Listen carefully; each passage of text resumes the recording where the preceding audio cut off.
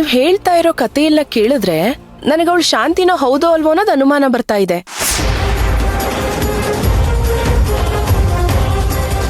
ಅಲ್ಲ ಸುಮತಿ, ಅವರೇ ಹೇಳ್ತಾ ಇರಲ್ಲ, ಅವ್ರು ಯಾರು ಹಿಂದಿ ಮಾತಾಡ್ತಾ ಇದ್ರು, ಅವ್ಳಿಗೆ ಚಿಕಿತ್ಸೆ ಕೊಡ್ಸಿ ಕರ್ಕೊಂಡು ಹೊರಟೋದ್ರು ಅಂತ. ಇದ್ರ ಮೇಲೂ ಅನುಮಾನ ಪಟ್ರೆ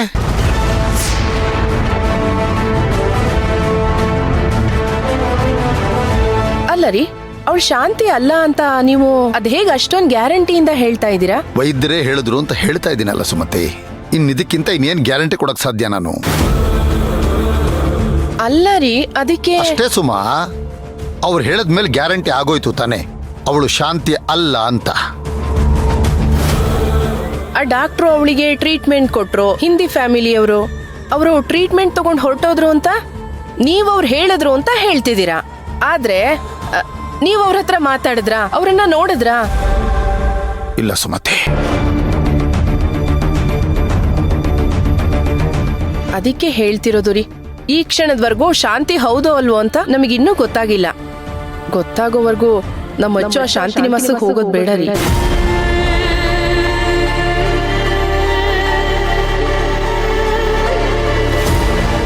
ನಿನ್ನ ಪ್ರಕಾರ ನೀನು ಹೇಳ್ತಾ ಇರೋದು ಸರಿಯಾಗಿದೆ ಸುಮತಿ.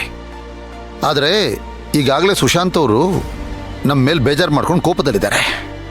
ಅವ್ರನ್ನ ಹೇಗೆ ಸಮಾಧಾನ ಮಾಡೋದು, ಅವ್ರ ಅಭಿಪ್ರಾಯನ ಹೇಗೆ ಬದಲಾಯಿಸೋದು ಅಂತ ಗೊತ್ತಾಗ್ತಾ ಇಲ್ವೇ? ಅಲ್ಲಿವರೆಗೂ ನಮ್ಮ ಅಚ್ಚು ನಮ್ಮ ಜೊತೆಲಿ ಇಟ್ಕೊಂಡು ಹೇಗೆ ಸಮಾಧಾನವಾಗಿರೋದು ನಾವು? ಅಲ್ಲ ರೀ, ಇದೆಲ್ಲ ಗೊತ್ತಿಲ್ಲದೆ ನಮ್ಮ ಅಚ್ಚು ಶಾಂತಿ ನಿವಾಸಕ್ಕೆ ಹೋಗಿ ಅಲ್ಲೇನಾದ್ರೂ ಅನಾಹುತ ನಡೆದು ಬಿಟ್ರೆ ಅವಳ ಭವಿಷ್ಯನೇ ಹಾಳಾಗಿ ಹೋಗ್ಬಿಡುತ್ತಲ್ರಿ.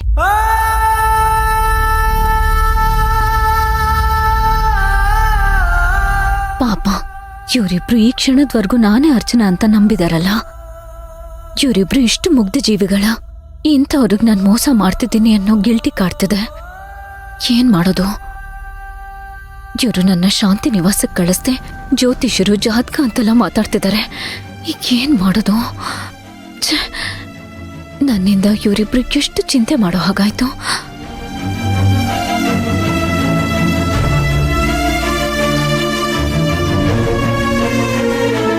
ನೀನು ಹೇಳ್ತಾ ಇರೋದು ಸರಿನೇ ಸುಮಾ.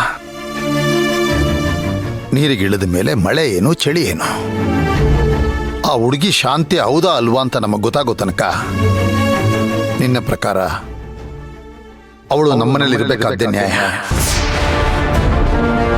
ಇರಲಿ ಬಿಡು, ಅವಳು ಶಾಂತಿ ನಿವಾಸಕ್ಕೆ ಹೋಗೋದು ಬೇಡ, ನಮ್ಮನೆಯಲ್ಲೇ ಇರಲಿ.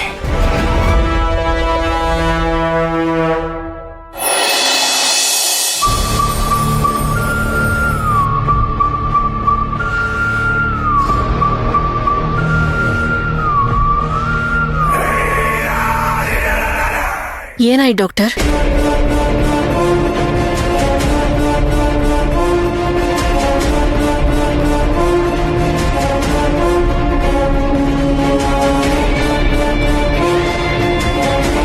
ಡಾಕ್ಟರ್, ಏನ್ ಯೋಚನೆ ಮಾಡ್ತಿದ್ದೀರಾ?